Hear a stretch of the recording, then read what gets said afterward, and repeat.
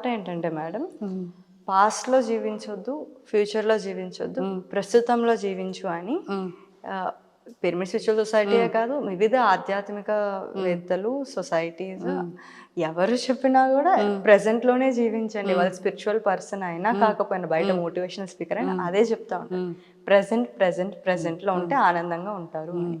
ఇప్పుడు ఒక సంవత్సరం పాటు ఏం జరుగుతుంది, క్రియ ఏదన్నా కానీ సంవత్సరం పాటు ఏం జరుగుతుందని మనం ముందే మీరు గ్రహించుకుంటాం వల్ల అది ప్రజెంట్లో జీవిస్తున్నట్టు అవుతుందా? అంటే ప్రజెంట్లో జీవించటం అంటే అమ్మా, మనకి తెలియకోకుండా వచ్చే వాటికంటే తెలిసిన తర్వాత దాన్ని ఎలా ఆపుకోవాలో మనం జాగ్రత్త పడవచ్చు కదా. సరే, అయితే ఈ సంవత్సరంలో మీకు కొన్ని రోగాలు వస్తాయని మీకు అర్థమైంది, మీ శ్వాస ద్వారా, ఆ సైన్స్ ద్వారా మీకు అర్థమైంది. ఓకే, మరి ఆ అర్థమైంది కాబట్టి మార్చుకోగలుగుతారా? మార్చుకోగలుగుతాం. ఓకే, సో చాలా జీవితానికి మీరే వాస్తవాలని మీరు నమ్ముతాం, మార్చుకోగలం. తర్వాత ఎలా అంటే అమ్మా, మనం భయపడరు. ఎందుకంటే మామూలు వాళ్ళకి చెప్తే భయపడతారు. ఇంత సాధన చేసి ఇది అశాశ్వతం అని తెలిసి ఎప్పుడు ఏ క్షణాన్న అయినా ఆ దేవుళ్ళో కలవాలనుకునే ప్రయత్నం చేసినప్పుడు ఈ చావుకు భయపడరు కదా. భయపడకుండా తను ధ్యానాన్ని పెంచుకుంటారు, ఆ వెళ్ళే స్థితిని గమనించుకుంటారు, దానికి ప్రిపేర్ అయిపోతారు. ఓకే, సో ఇప్పుడు పిఎస్ఎంలో మెయిన్గా ఏమిటంటే బిఏ లైట్ అంటూ యువర్ సెల్ఫ్, అపో దీపో భవ, నీ వాస్తవానికి నువ్వే సృష్టికర్తవు, ఈ రెండు బాగా పాటిస్తూ ఉంటారు. మన వెలుగుకి మనమే కారణం, మన జీవితానికి మనమే కారణం, ఈ రెండు.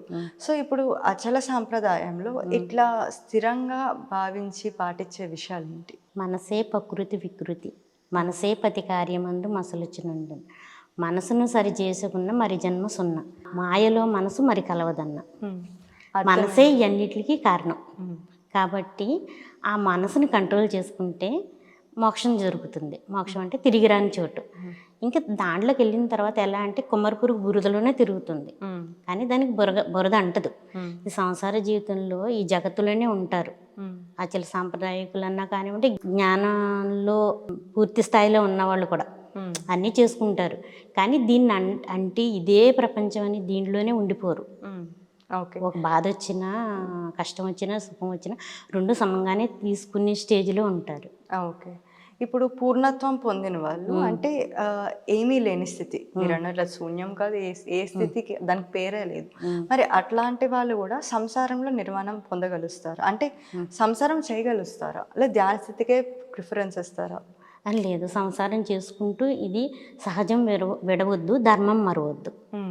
సహజంగా ఉండేది ఈ భార్య పిల్లలు సంసారంలో, వాళ్ళ ఏ వృత్తి అయితే ఉద్యోగం అయితే ఉద్యోగం, వ్యవసాయం అయితే వ్యవసాయం, కనీసం కూలి పని చేసుకోవాలని ఆ పనులు సక్రమంగా చేసుకుంటారు. ఓకే, ఇప్పుడు పత్రి గారు అయితే సంసారంలో నిర్వాణం అని చెప్పి బాగా అంటారు, ఎందుకంటే దాని నుంచి నేర్చుకోవాల్సిన ఎన్నో కోణాలు ఉన్నాయి. మన ఏదైతే థియరీ టెస్ట్ ప్రాక్టికల్స్ అయితే చేసామో ల్యాబ్ టెస్ట్ లాగా సంసారం, మన ఎగ్జామ్ టెస్ట్ సంసారం. సో సార్ ఎప్పుడు సంసారంలో నిర్వాణం అనేది ఎప్పుడు ప్రోత్సహిస్తారు, ఎంకరేజ్ చేస్తారు, అదే మన పిఎస్ఎస్లో మెయిన్ సిద్ధాంతం. ఇప్పుడు అచల సాంప్రదాయంలో సంసారంలో నిర్వాణానికి ఎందుకు ప్రాముఖ్యత ఇస్తారు? రెండు చేయగలిగిన వాళ్ళే గొప్పవాళ్ళు అంటున్నారు. అంటే తక్కువ టైంలో మన శాస్త్రాల ప్రకారం ఇది చేస్తూ సంసారం చేసుకుంటూ ఇవన్నీ జరిపిన వాళ్ళు రాజయోగి. సన్యాసి కంటే రాజయోగి గొప్పవాళ్ళు. మనసుకు సన్యాసం కావాలి కానీ మనిషికి వేషం కాదు, మనసుకు రావాలి సన్యాసం. ఆటోమేటిక్గా మనసుకు సన్యాసం వచ్చేస్తుంది దీంట్లో. అన్ని దానాల కన్నా జ్ఞానదానం మిన్న. పిఎంసి నిరంతర మహాజ్ఞాన యజ్ఞానికి మీ వంతు సహకారం అందించండి. The PMC Trust, Google Pay, Phone Pay number 8977009932.